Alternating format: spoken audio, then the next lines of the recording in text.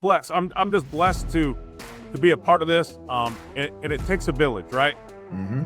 Not only does it take myself and my assistant coaches to help set the standard, it takes all the teachers on campus to work with me and to support everything that we're doing and work with us as well. And the admin has done a great job. The teachers on campus, they all know if they have an issue with my guys, let me know and I'll handle it. I will take care.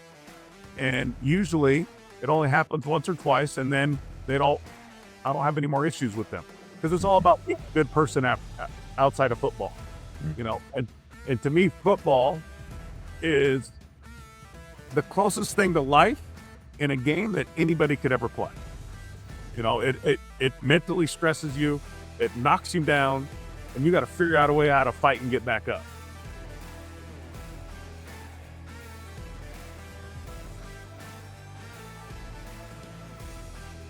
What's up, everybody? It's Lavar Arrington here, and yes, I got a special guest for you, a treat for you for this show. Jeff Galloway of the Hemet Bulldogs. Amazing man, amazing coach. His school brought home this year's Hatchell Award, the Hatchell Cup, which donates $10,000 to the program of the recipients of this award, meaning they got it done in the classroom as well as on the field. The National Football Foundation is amazing for doing this. I got an opportunity to catch up with Coach and talk to him about what it's like to run a program that achieves at that level. Where do you find the balance? We'll talk about all those things and what's good in the game. That's what we're going to talk about. And we're going to do it right now, right here in 3, 2, 1. Here we go. Good in the game. Coach Jeff Galloway. How you doing, sir? How you doing? How's everything going with you? Oh, it's going good. Dude, yeah, it's, Good.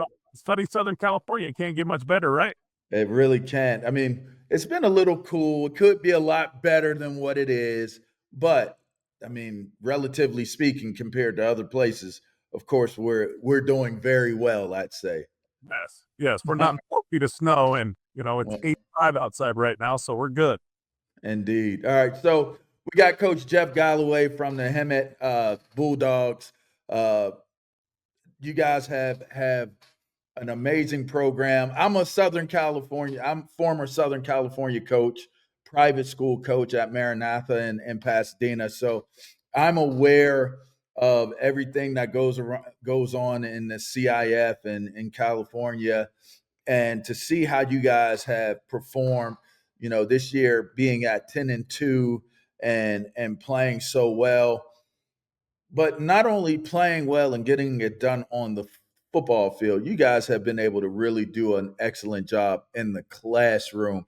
And that is what is, such an amazing feat for a high school coach or any coach at any level. You guys were the recipient of the Hatchell Cup, $10,000 donation from the National Football Foundation. So we thought it was right and felt it fit to be able to hear your voice and get some perspective on what it takes to run the type of program that you run. What drives you? What's your why?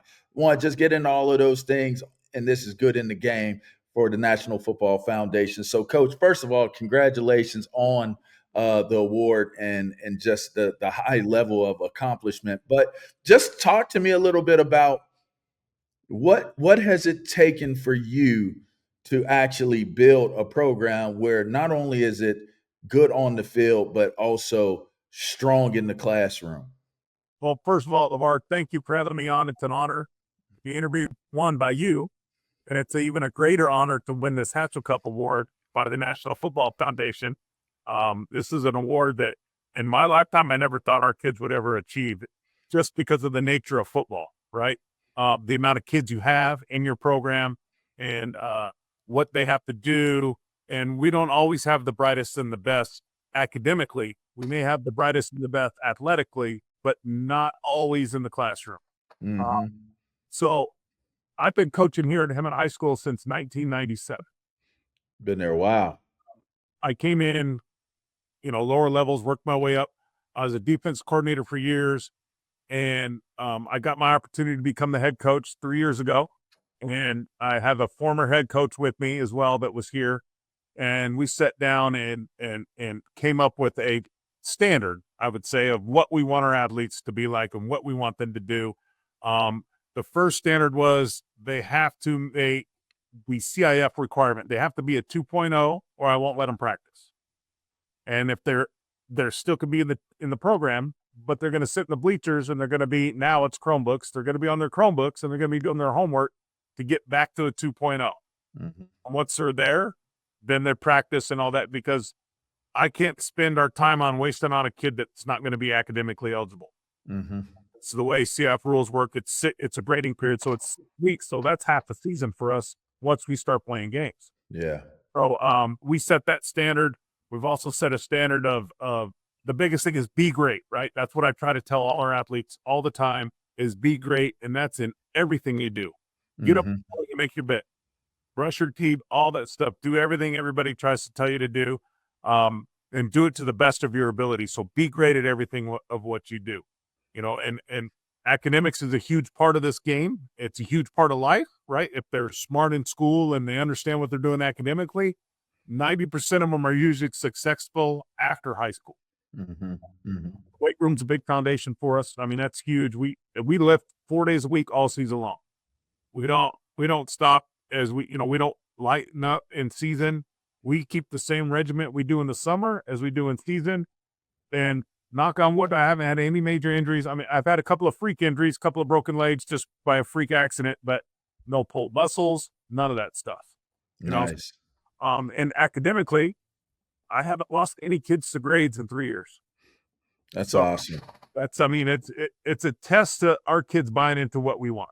Mm-hmm. Where does that motivation, where does that inspiration to want to impact these young people's lives that way, where does that come from for you? I think ultimately it started way back when I was in high school coaching football. I mean, not coaching football, I'm sorry. When I was in high school playing football, I had an old coach whose son played at Hemet High School. I went to San Jacinto, we're in a valley. So I grew up in San Jacinto as a farmer's kid. We had 200 acres. I was a blue-collar type kid. And I played football at San Jacinto, and his dad coached over at San Jacinto while his son played at Hemet. Mm-hmm. And his dad was kind of one of those, Jerry Daniels was kind of one of those coaches that would figure out a way to get in and infect you as far as you being a productive person in life and going through coaching. And I loved the sport of football. And I played a year of junior college and I hurt my knee, couldn't play anymore. So I was done. And then after I healed up, I went right in started coaching top war football and then led on into high school in 97. And I think the drive now comes for seeing your kids successful after high school, right? Mm-hmm. That's the ultimate goal. It's like they can come through my program, and if they're successful after they leave the program in high school, then I've done my job. I'm blessed. I have a lot of returning athletes coming back into coach that have played for me as an assistant and now as a head coach. They all want to come back in and play. I bring them back in to talk to our athletes on what it's really like. And I've had some top athletes come through the program athletically, not as gifted in the classroom as we have been this year. Mm-hmm. Granted, we have our top athletes here and there that are scholar athletes. But this year I've never had a salutatorian or a valedictorian in my program ever. Blessed. I'm just blessed to be a part of this. And it takes a village, right? Mm-hmm. Not only does it take myself and my assistant coaches to help set the standard, it takes all the teachers on campus to work with me and to support everything that we're doing and work with us as well. And the admin has done a great job. The teachers on campus, they all know if they have an issue with my guys, let me know and I'll handle it. I will take care. And usually it only happens once or twice, and then I don't have any more issues with them because it's all about being a good person outside of football, and to me, football is the closest thing to life in a game that anybody could ever play. It mentally stresses you, it knocks you down, and you got to figure out a way how to fight and get back up. Mm-hmm. Be productive. Let me ask you this. What has been, because things change through the years and people become different, society changes, culture changes, so many things change during the years. What's been your biggest challenge as of late in terms of being a high school coach, and what it is that your ultimate goals are to achieve? What's been the biggest challenges for you? I would say the biggest challenge is the way the public school system is changing, right? There's not a lot of discipline anymore, and it's usually they try to do everything they can to help the kid and teach them that it's not their fault or they can move forward, right? And it's kind of like I would say it's kind of like how the NIL and the transfer portal is now in college. It's okay to quit. It's okay Mhm. to leave. If you're not happy, just leave. Well, I don't teach that. I don't. I'm still the old school blue collar way of you made a commitment, finish your commitment through, and then at the end of the season, if it's not for you, then we'll part ways. I have no hard feelings for any of you. Uh, and I've always strived to make sure that it's never personal. It's just about teaching them and coaching them how to be a better person. And Mhm. in the system now, it's hard, because it's just so easy for kids now not to do anything. And I think more so is because after COVID hit, the pandemic, all that, it's really impacted kids, and you're seeing it more so now than Mhm. right after it's happened. Mhm. It's really impacted the kids, learning. It's more social media now. They want everything instantly. It's a lot of kids don't like to work for things like we had to grow up doing. Is you want something, you have to work for it. And with social media and the way the internet is, they get everything instantly. Mhm. So we've strived, and I have a great staff again that pushes the same agenda that I push, and that strives for our kids to be successful in the sport and in the classroom. And we will help any one of our kids that we can at any time. We don't say no. We help them. I interact with them on campus all the time. I'm walking through campus. A lot of times they don't know I'm there, and I pop up on them, and they're like, "Oh, I didn't know you were here." Well, yeah, that's the whole idea. You know, Mhm. do the right thing all the time when no one's watching. Indeed. Talk to me. You mentioned that valedictorian driving. Yeah, talk to me about Mr. Lopez, and what has that journey been like for you? Because you mentioned you do this for the impact on the kids. What has that relationship been like? And again, there's got to be a ton of pride knowing that he's taken his academics as seriously as he has. Yes. So a little Draven's a three-sport athlete. Okay. He plays, Wow. football, basketball, and baseball. Um, and he takes all AP classes, and then even does classes, dual enrollment classes. So he'll do college course classes in the summer. He also he played on a travel 7-on-7 team, travel baseball.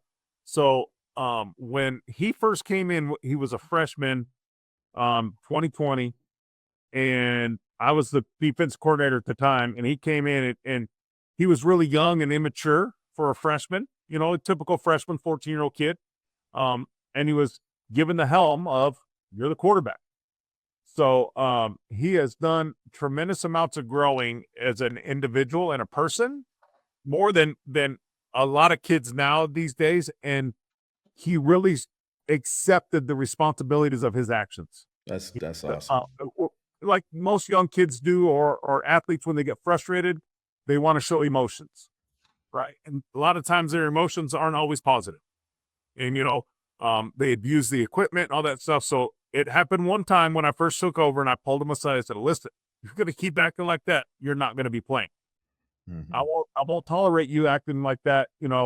Control your emotions. Um, understand how you impact the team. Understand the team's going to follow you."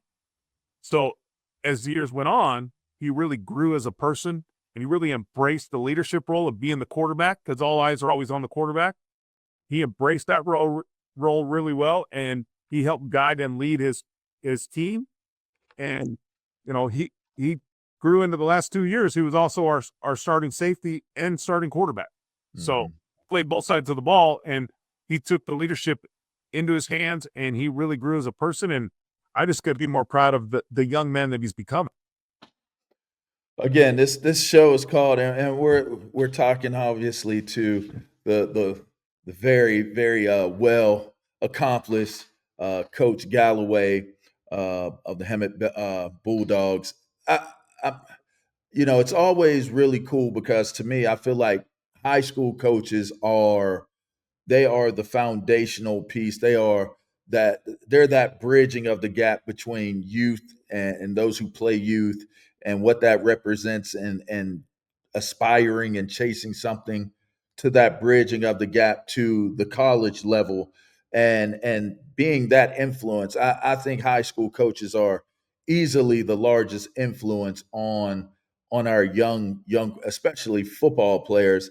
I won't speak for every sport, but I know in football culture, our high school coaches are so important. My question for you, Coach, would also be, and all of the things that you're doing, and just keeping that standard high. How how is it how is it trying to find the balance for you? Because so many times coaches have to take on all the weight and all the pressure of everything. People don't realize you guys are, in a lot of ways, administrators as well. You guys are caretakers. What needs to be done, coaches have to be all purpose in what it is that they're doing. How do you find the balance where you can achieve that such a high level of achievement with what you guys are doing there? Um, well, early on in my coaching career, it was tough because I would spend all my time devoted to the sport, right? And as I only have 4 girls. I never had a son. I only have 4 daughters, and they were always with me at practice. No matter what age they were coming.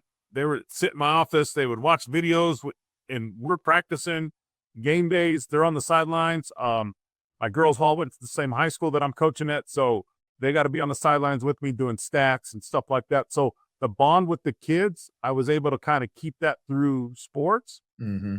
But weekend stuff like that, I missed a lot early on because I wouldn't step away, right? Hmm. We only have so much time with your family, right? And I have a great supporting wife who understands when it's a loss on a night, just let me be and be myself. Because not every time I'm a happy person after we lose, because I'm trying to figure out where I went wrong and Hmm. I need you to fix it. So she just kind of leaves me to my space. But as I've grown through this sport, I've realized that I need time away, Hmm. get away.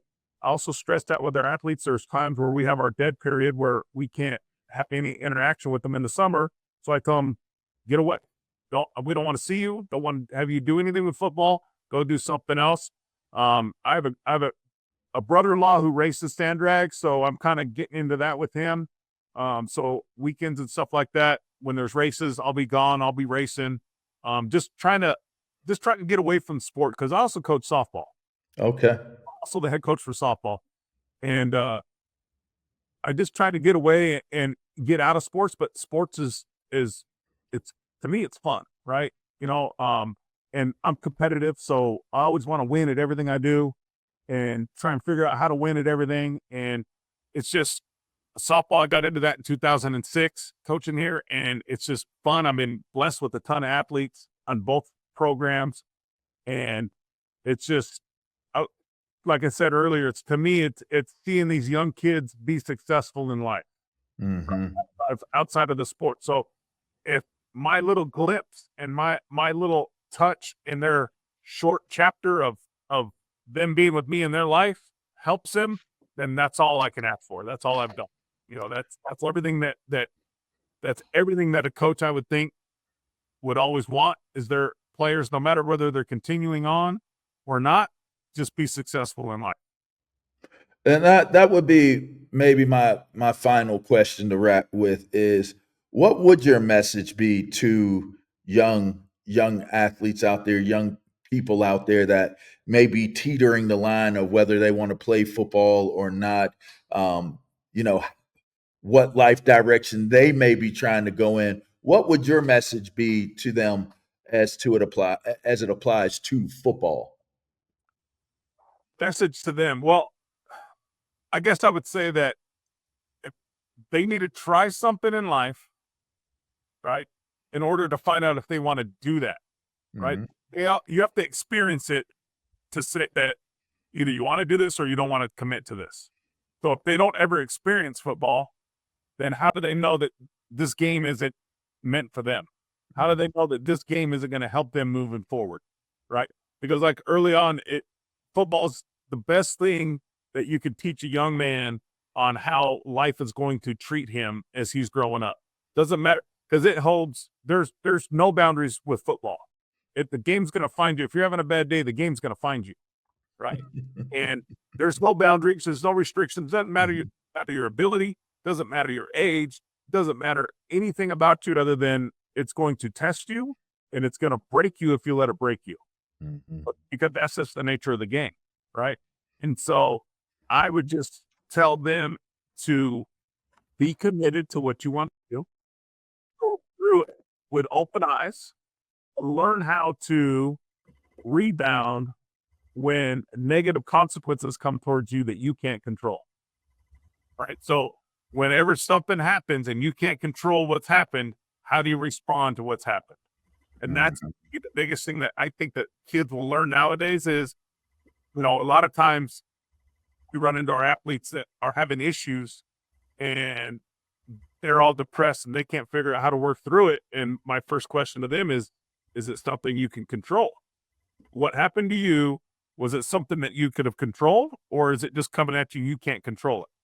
And most of the time it's just things that are coming to them that they can't control. So I tell them the best way to do it is now you have to navigate your way through it. Only about the things you can control. Don't worry about the things you can't. Just accept them as they come and figure out how to deal with it, and always communicate, talk to people. Right. I'm an open door for my athletes. Come talk to me if you have an issue. We're going to help you through it the best we can, or if you messed up, own up and face the consequences. Right. And that's life, right? I mean, if you mess up and you own up, face the consequences, normally they're not as bad as you think they are. That's correct. That is correct. So, and I mean, and in life, how many times are things coming to us that we can't control? Things happen to us outside of our control. We figure out how to navigate through it, That's right. Sometimes the good Lord puts you in a situation to test you, and how you respond is how much more he's going to test you with. That's right. So, I mean, it's been a blessing that I have what I have and I've been able to be where I'm at. Again, I never thought our kids would ever make this accomplishment, and this is huge. I mean, being a national academic team, yes, a public high school, yes. I think in some IB or private league schools, yeah, but a public high school of our size of 2,500. I mean, this is huge, and we're the first ones in California. That's awesome. So it's a great honor, and I'm just blessed to be a part of the ride. It's not all about me. It's about my athletes and about all my staff that support us and our administration that supports everything we do. And, again, it takes a village to raise all these kids and then help them be successful and moving on in life. Indeed. Coach Jeff Galloway, obviously the Hatchell Cup recipient, award winners this year at Hemet High, the Bulldogs. It's amazing having you on. Your perspective is strong. Your heart is in the right direction. You are, sir, what is good in the game. We appreciate you coming on the show. Continued success. It is a tremendous accomplishment. Now you've done something where you've put your program on a national map, as you mentioned. And I'll tell you what, the proof is there in the pressing, and it sounds as though you have continued to pay your dues. So I commend you for your efforts and how hard you've worked to champion these kids and to really do it the right way. So congratulations again, and wishing you luck. And I'll be paying attention. I'll be watching. I check. It's still Max Prep still does a pretty decent job of putting up the game recaps. It's not bad. So I try to catch up with guys that I'm familiar with. So I will be making sure I watch closer this year than what I have in years past. Oh, of course. I appreciate it, LaVar, and everything you're doing for this game and all the high school sports and football and everything. It's an honor. And again, it's Thank a you. privilege to be here. And again, I'm blessed. And, I never thought I would be doing this. And here it is. There it is. National Football Foundation has done wonders for our program. Even old Bob's Steak and Chop House, the guy that supports all the funding and everything That's for this. right. That's right. Bob, it was a great night when we were there in Dallas, and it's a blessing. And thank you for doing this for us, and I appreciate it, LaVar, and wish you all the best in everything you're doing.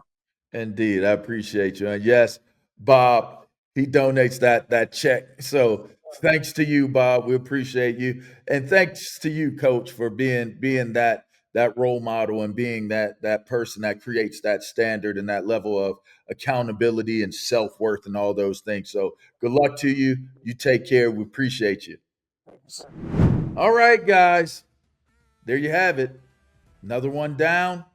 An amazing, amazing deal with Coach Galloway and the Hemet Bulldogs. Yeah, this is truly what's good in the game. Make sure you subscribe. Make sure you stay dialed in, tuned in. All right.